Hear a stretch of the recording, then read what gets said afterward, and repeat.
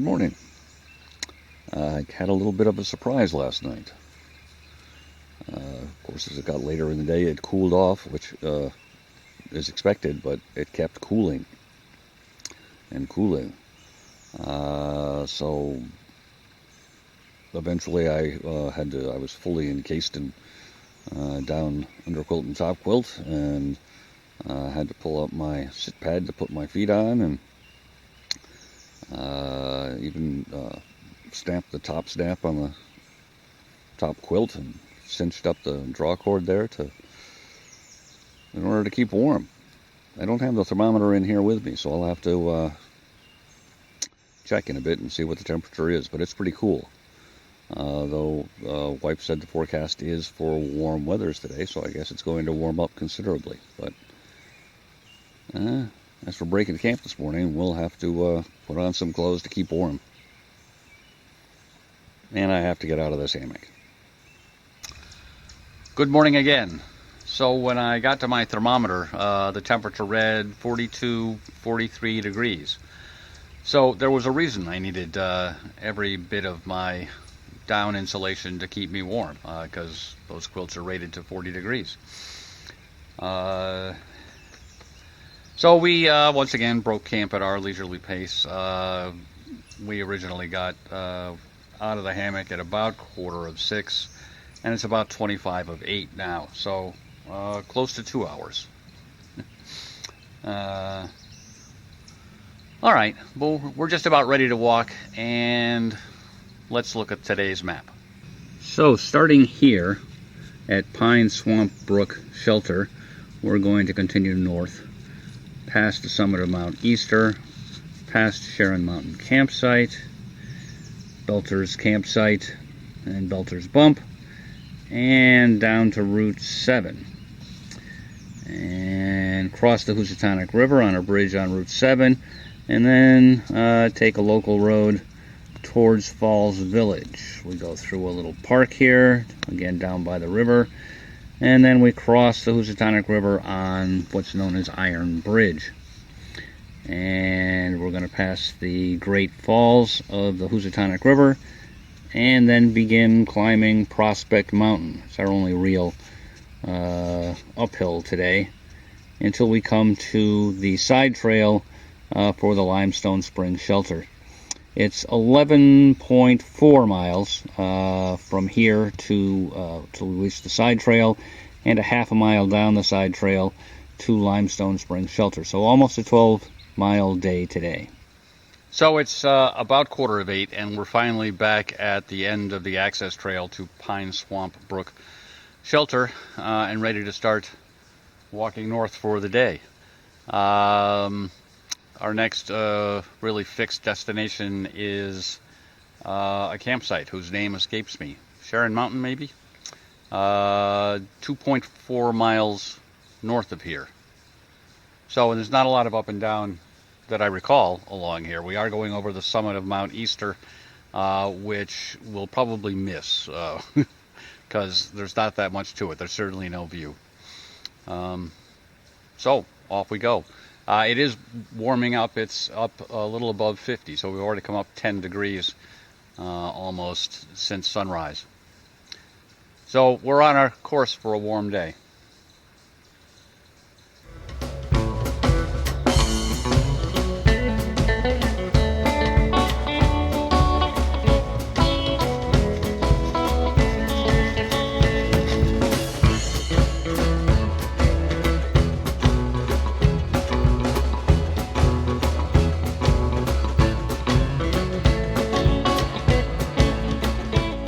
It's about 7 minutes after 9, and we have come to the side trail to the Sharon Mountain Campsite.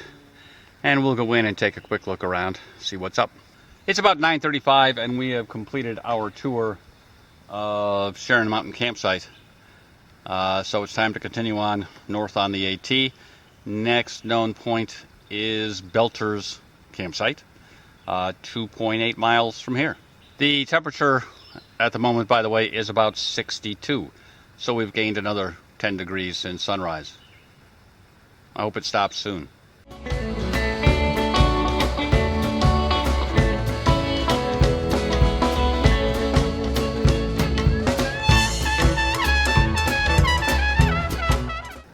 Well, this is interesting. We are at Hang Glider View, where we were about a year ago on the AT Mohawk loop hike. And there's two things that are different. One is there's nothing going on at the racetrack today, so we're spared the noise. But the other is, some point in the last year, someone has cleared out a whole bunch of brush here. So now there actually is a much better view. So in case you didn't watch that video, I'll tell the story briefly again. This is called Hang Glider View because some enterprising people, when would that have been? Early 70s, maybe mid 70s, lugged a whole bunch of construction material up here, 2x4s, that sort of thing, and built a ramp right here, and they must have cleared out brush for that as well, which they could then, after lugging hang gliders up here as well, run down the ramp and launch themselves into the air and land in the clear down there, I assume, or they certainly hoped. But I don't know exactly when they tore it down, but of course they did. They probably didn't have permission. This is state land, and of course it's on the AT corridor. I'm standing on the AT. So now there's a better view. That's nice.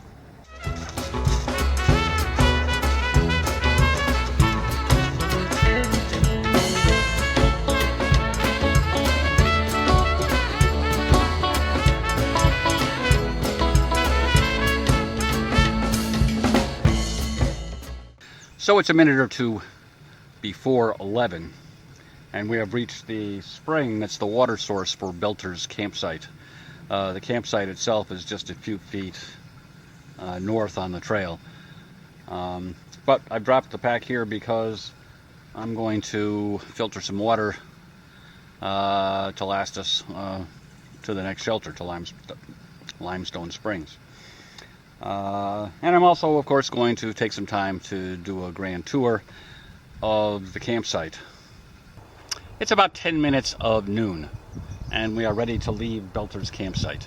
I did my tour and filmed some in there and got water. So I'm up to a full 1.8 liters in the reservoir. So we're going to have a pretty short hike down to the road and then quite a bit of road walk leading to and through parts of Falls Village. And eventually to the Limestone Springs shelter. It says here it's 7.1 miles. According to the trail guide, it should be about 6.7 miles, and that includes the half-mile side trail. Who knows? So off we go. The temperature is in the low 80s. So that's a 40-degree temperature swing, which is not normal, nor is the temperature in the low 80s in May in Connecticut. So it's going to be a fun road walk, I guess. So just a tenth of a mile north on the AT from the side trail to Belter's campsite is Belter's Bump, where there's a bit of a view. Not a lot, really, but there isn't much views along here. There was hang glider view, which is kind of artificial. This one, at least, they didn't have to trim any brush for. And it's a little open, grassy, rocky area, which on another day might be a pleasant place to take a break, but not today. We'll be moving on. It's a little after 12, and we've reached Route 7. Pardon for the road noise. I can't wait for all the traffic to go by. I'd be here forever. So officially the Appalachian Trail crosses the road here and goes around this big field and comes out back to Route 7 just a little ways around this corner. We're just going to walk on the road. I did that once. it's not particularly scenic, and to this day I believe that the tick that I picked up on that hike I did on that section of trail. I have no proof for that, but that's what I think. So that's what we're going to do. And here, a little ways down from the regional high school, on this telephone pole, a set of blue blazes pop up out of nowhere. This is in fact the northern intersection of the AT and the Mohawk Trail. We were at the southern intersection yesterday. It could use some more sign work here, but this is it. And at the next telephone pole, we have some double blazes indicating that they want me to kind of wander off to the right and get off the road. This is just an excuse to eliminate some road walk. There's nothing interesting up there, and in a short while the trail is going to cross the road from right to left, and so we'll just walk down the road to get there. Well, the place where the trail crosses the street here, Warren Turnpike, is not particularly well marked, and why should it be? You're not supposed to be here, but well, it's just after this fine home that would be on your left going north. Just after this speed limit sign, which of course they could move at any point. But a short way up here,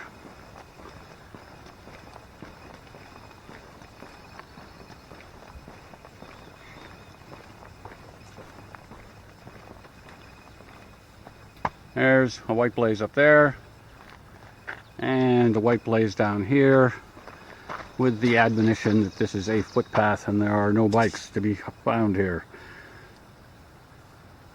So this is a little park walk we have to go through. It's about a mile long. It's now about 10 minutes of 1, and we seem to have come to the end of the park-like area, which had, benches and things. It was nice.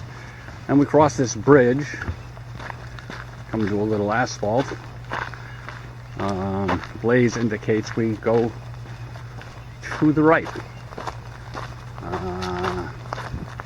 Another bench. And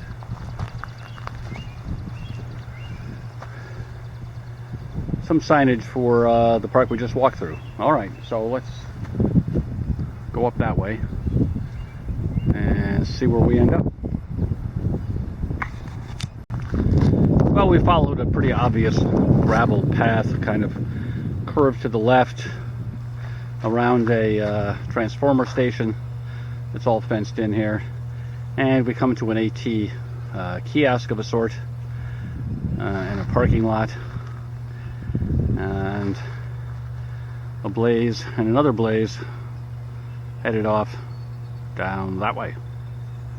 And I think there's another blaze down there on a guard rail post, and I don't see anywhere else the trail could have gone. So we'll go down there. So that was a blaze on the guardrail post, and following the blazes brings us around the corner to what the sign says is a 1-lane bridge, but I guess it's really a 0-lane bridge closed to traffic. And the trail goes across, going back again to the west side of the Housatonic River.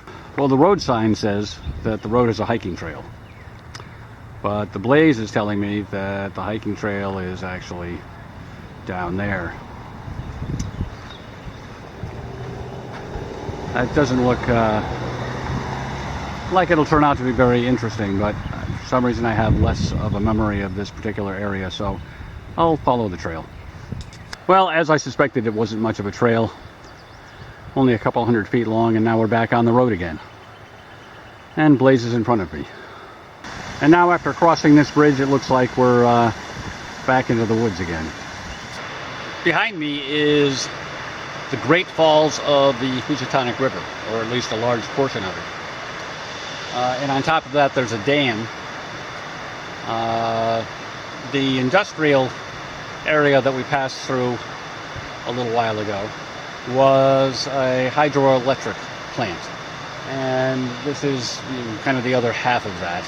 So there's a dam and a channel that allows them to divert the flow from the Housatonic River through the turbines, and I'm guessing that's where a lot of the flow is going, because there doesn't seem to be a lot coming down here. Trail tends to stay towards the edge of the river, and now we're at the top of the falls and up near the level of the dam, and I don't know if it's going to come out, but there is a channel behind that concrete there. You can see a lot of water turbulence, and there's probably more water up there than there is down here in the river, being funneled down to the turbines. Okay, so they've provided a map here, and north is to the right. So I can't actually see through my viewfinder while I'm doing this, so we'll hope for the best. So this is the AT, the green line, and we followed that along, and we came out over here where we could see, up here, we could see the dam. And this is the, they call it a canal. It feeds the water down to the turbines below. So back up here, we're right in this area. We're crossing the road, and we'll continue up towards Prospect Mountain.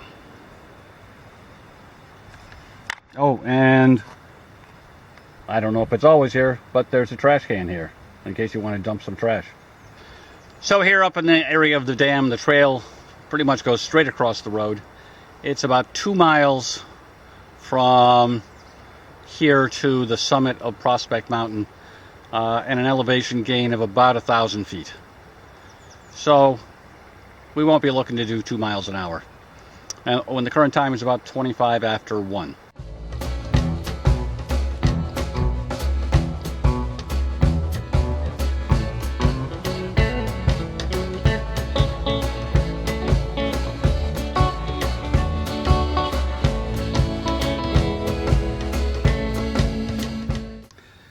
Well, I hope I look better than I feel. It's about 2:30, and I believe we are at the summit of Prospect Mountain. I have a vague recollection of it having something of an actual summit-like character. I also have a recollection of there being a sign on this tree, but there's no sign now. Oh well. We do have a nice view to the east, or maybe southeast. Not much specific out there, but it's nice to have a view. It's 7/10 of a mile if we are at the summit of Mount Prospect, on to the junction with the side trail down to Limestone Spring Shelter. And that would be good news, except that I know for sure that the descent down to Limestone Spring Shelter is nasty and half a mile long. So mixed news. Anyway, we'll rest here a little while and then plod along.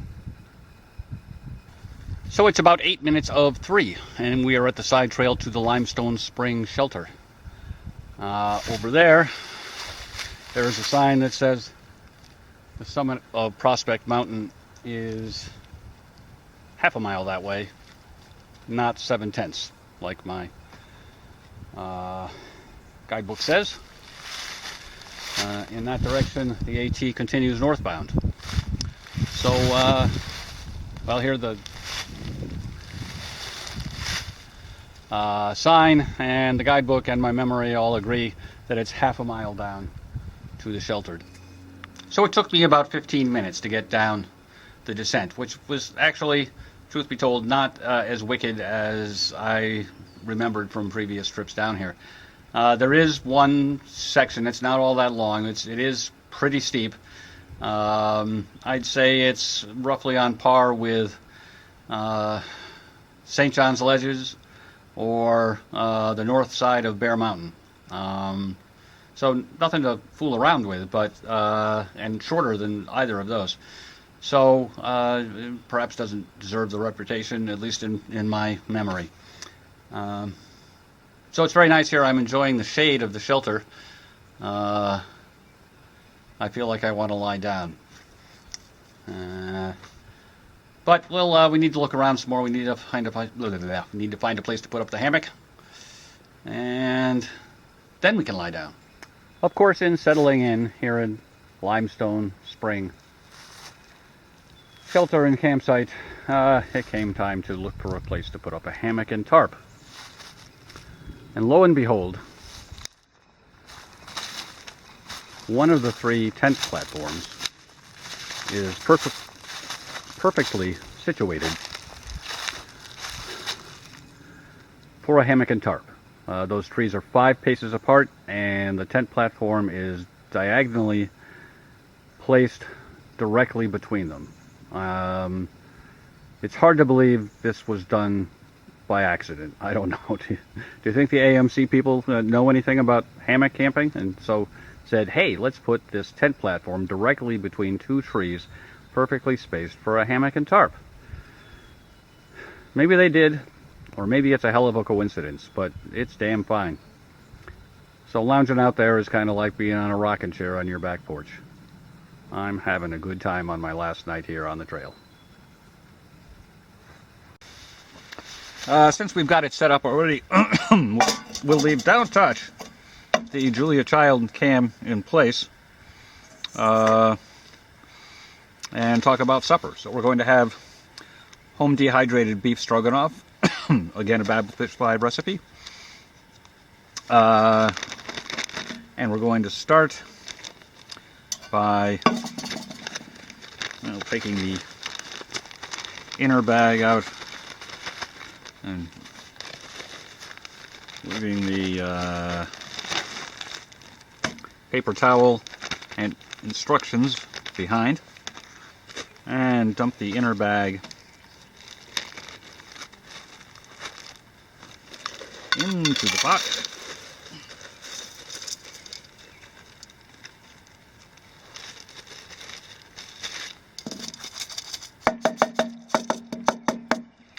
And we'll cover that with 1/2 inch of water and put it on the stove until it boils.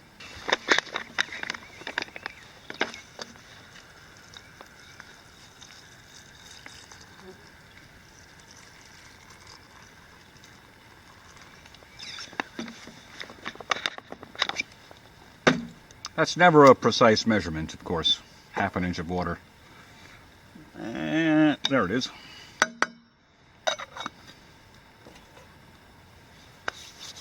All right, so after it started to boil, it might have been boiling a bit when I wasn't paying attention, but anyway, we took it off the heat, and we'll cover it and put it completely in our koozie, and the directions say let it sit for 20 minutes. These meals are never harmed, in my view, by letting them sit longer. So when we what's left of the biscuit, I ate half of it. I'm leaving the other half for now. Hopefully it'll stay a little bit warm. If I can't eat all of this food, then it's easier to pack out half a biscuit than it is half the stroganoff. So I'll hold off on that until I'm sure I can finish it. So if I can't eat this much food, why do I bother baking the biscuit? I don't know.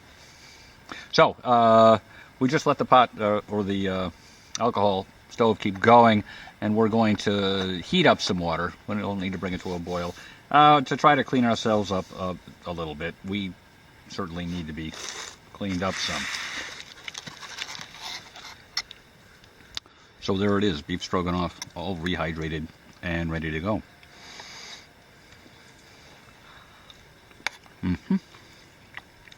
Very tasty. I lowered my voice a little because someone just wandered in and set up in the shelter. So I didn't want to seem too crazy down here, talking to myself.